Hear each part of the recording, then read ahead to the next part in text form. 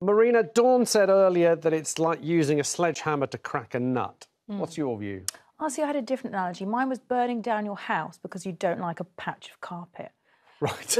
Because I understand that people are saying, right, they want to get out of the European Convention on Human Rights because it's that is grounding, for example, the flights to Rwanda. I understand that's what they're doing here. But what I would really ask you to look at is the European Convention of Human Rights is, my God, it is so much more than that. It is your last resort as a defence if something happens with the state. So to give you an example, you know, the Hillsborough disaster, justice for Hillsborough. The reason they were able to get that justice is because of the European Convention on Human Rights.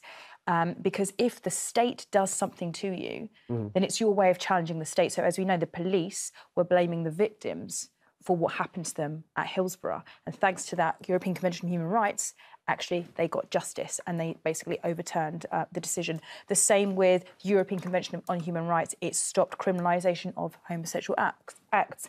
It also stopped the banning of LGBT plus people in the armed forces. And another thing to bear in mind as well, completely separate, is, you know, this was Winston Churchill's legacy, the ECHR.